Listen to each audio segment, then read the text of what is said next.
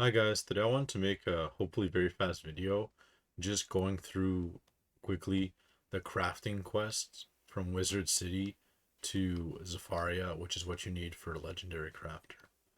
So first of all, the first few quests are very fast, very easy. I would say from Wizard City to Marleybone, those three worlds, very easy quests. You can even use the basic crafting table. You don't need the equipment crafting table. So that's easy. Then you get to Mushu. There, I would argue the reagent requirements are a little tougher. However, the because the account I'm using now has existed for a long time, and I'm a very quote unquote OCD player when it comes to picking up reagents, I was okay for those as well. Then you move on to Dragonspire. I wouldn't say Dragonspire is tougher than Mushu in terms of crafting. However, the reagents are a bit different and maybe arguably a bit rarer. However, again, I was fully stacked, so I was okay. You can see the shared bank without spell. Like I took the spell elements out, still have 18 pages of reagents. And this account only has characters up till Mirage, not even the later world. So there's probably a bunch of newer reagents that I don't have a single copy of. So after Dragonspire, obviously you move on to Celestia, right? Yes. Okay. So Celestia, I guess assuming you have the stuff like the golden pearls or whatever else you need, the seal of the seven seas is actually very easy. Going back quickly in Dragonspire, you'll need the Crimson Bookstand recipe, which I believe is given by the little lamb man in the Jade Palace in Mushu.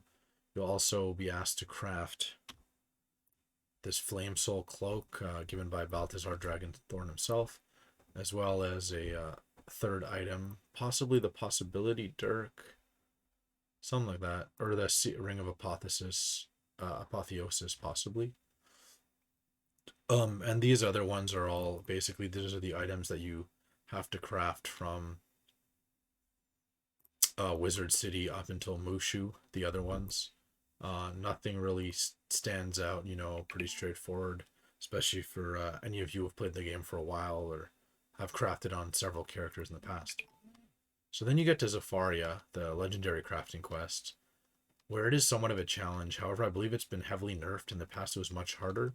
I believe, for example, the fossil requirement was much higher, as well as, if not because it was higher, you needed 2 conga drums per spirit color drum. So I'll show you guys the recipe. The spirit color drum, you need to craft 2, I believe, for Coyote Ghost main. Each one requiring 1. I believe in the past it was 2. I think the Legion Shield requirement was higher. This was maybe overall higher, maybe 20 Sunstone, maybe 30, maybe even 50. I don't know. I think it might have used to been it might have been much more difficult in the past.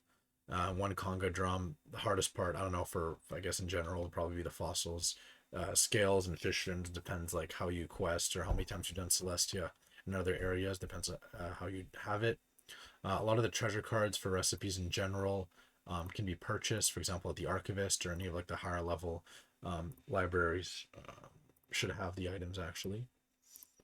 Like the polymorph treant spell, you can buy it from the Archivist.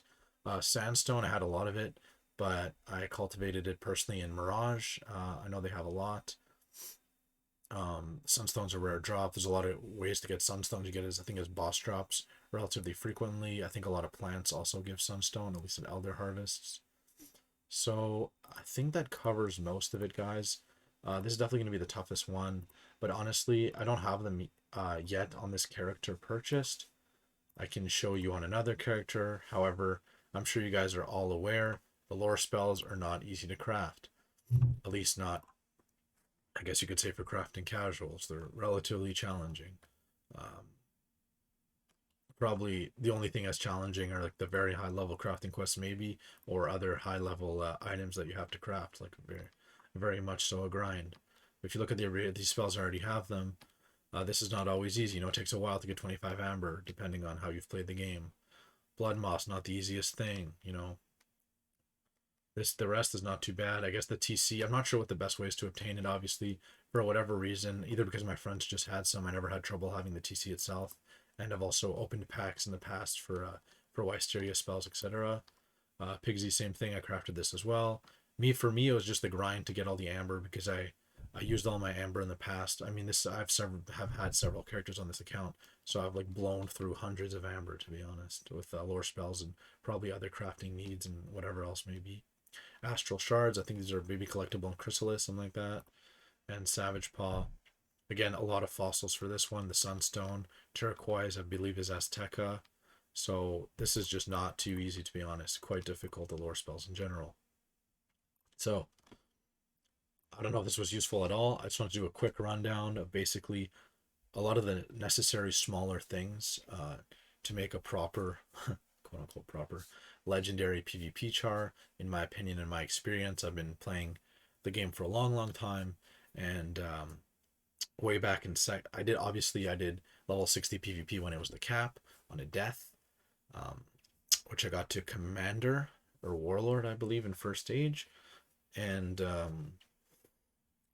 done obviously a lot of legendary PvP since, including I had a character, I don't know if any of you guys would remember, like maybe 2012, 2013, 2014 at most, called Jonathan. He was a balance.